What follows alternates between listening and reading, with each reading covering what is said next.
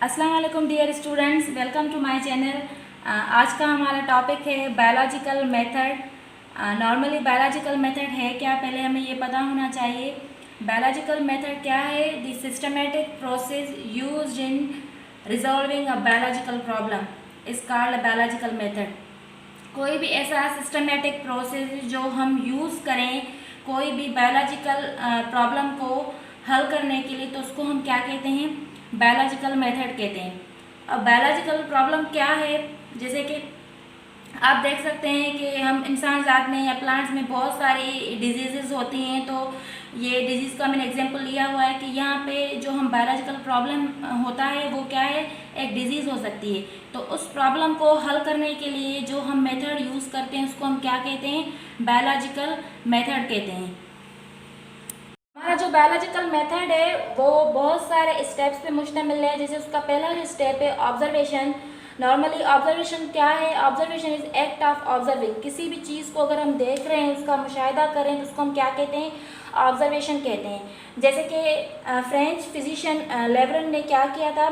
Study किया blood sample of malaria patient. तो malaria की जो डिजीज़ थी उस वक्त बहुत कॉमन थी। तो 1878 में ये जो फ्रेंच फिजिशियन है उसका नाम था लेवरन, उसने क्या किया था कि ब्लड सैंपल लिया था किसका?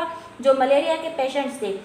और उस ब्लड सैंपल को उसने क्या किया कि माइक्रोस्कोप के अंदर ऑब्जर्व किया, तो उसमें उनको कुछ टैनी क्रीचर्स नज़र आए। तो उस टैनी क्रीचर्स का बाद में नेम रखा गया प्लाज्मोडियम। तो ये ऑब्जर्वेशन यहाँ पे स्टेप ख़त्म होता है कि मतलब कैसे उन्होंने ऑब्जर्व किया कि मलेरिया की डिजीज़ है, और उन्होंने क्या किया फिर कि डेटा कलेक्ट की और जो मलेरिया के पेशेंट्स थे, तो इस लेवरन ने उनका क्या किया? ब्लड सैंपल लिया और उसको माइक्रोस्कोप के अंदर देखा। तो उसमें उसको कुछ टैनी क्रिएचर्स नज़र आए जिसका उसने फिर नाम दिया प्लाज्मोडियम। ऑब्जर्वेशन के बाद जो दूसरा स्टेप है वो है हाइपोथेसिस। नॉर्मली हाइपोथेसिस है क्या? Hypothesis is a scientific guess. For example कोई भी साइंटिफिक गेस हो, जैसे कि हम अंदाज़ा लगाएं, जैसे कि हमें ऑब्जर्वेशन में क्या नज़र आया कि टैनी क्रीचर्स नज़र आए मलेरिया के पेशेंट्स के अंदर।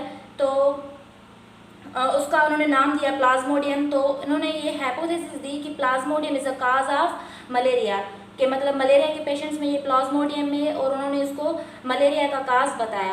पर हाइपोथेसिस नॉर्मली ये क्या है? एक गैस है, साइंटिफिक गैस है, और ये जो है मतलब अथेंटिक नहीं हो सकती है, 50-50 होती है।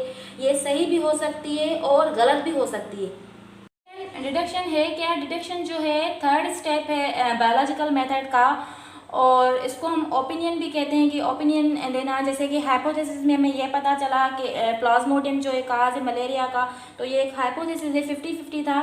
तो डिडक्शन जो है, deduction is the logical explanation of hypothesis, कि मतलब ये एक लॉजिकल एक्सप्लेनेशन है हाइपोथेसिस की कि अगर if plasmodium is a cause of malaria then all patients suffering from the malaria should have plasmodium in their blood, well healthy person shouldn't have.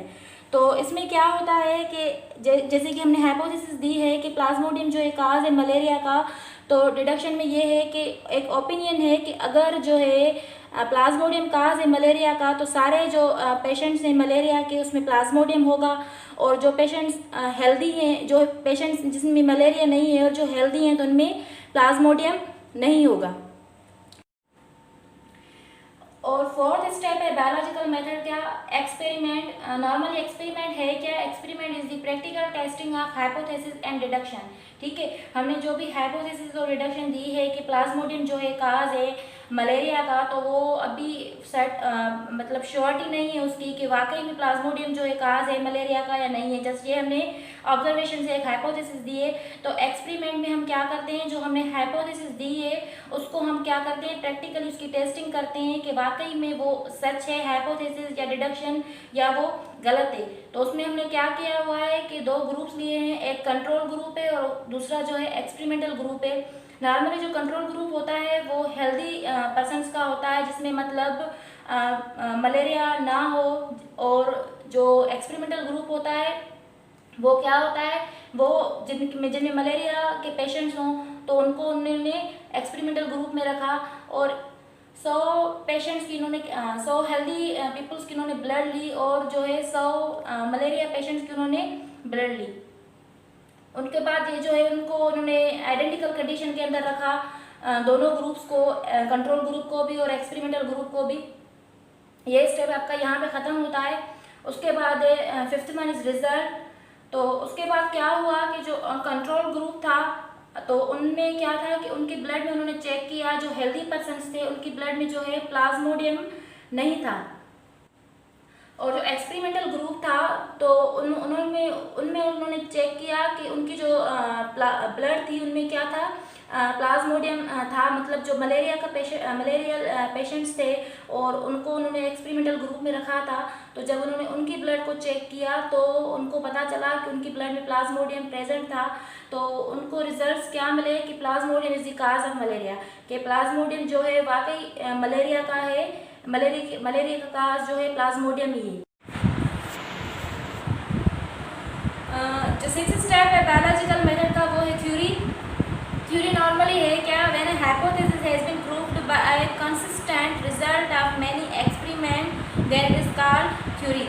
जो भी हम हाइपोथेसिस देते हैं, जैसे कि हमने दी कि प्लाज्मोडियम जो है मलेरिया का काज है, तो ऐसी अगर हम हाइपोथेसिस जो भी दें तो वो बार बार अगर हम एक्सपेरिमेंट करें और उसको हमें सेम ही रिजल्ट मिले उस एक्सपेरिमेंट में, तो वो थ्योरी बन जाती है, जैसे कि थ्योरी ऑफ एवोल्यूशन। उसके बाद थ्योरी के बाद क्या होता है, लॉ, के जो भी हम थ्योरी वगैरह देते हैं वो फुली प्रूव्ड नहीं होती है और उसको प्रूव करने के लिए और भी बहुत सारे साइंटिस्ट जो हैं वो एक्सपेरिमेंट परफॉर्म करते हैं। और जब वो बार बार प्रूव हो और सही साबित हो तो वो किसमें कन्वर्ट हो जाती है, लॉज में कन्वर्ट हो जाती है। जैसे कि मेंडल्स लॉ हैं कि वो अभी जो है चेंज नहीं हो सकते हैं, थ्योरी जो है वो चेंज हो सकती है पर लॉज जो है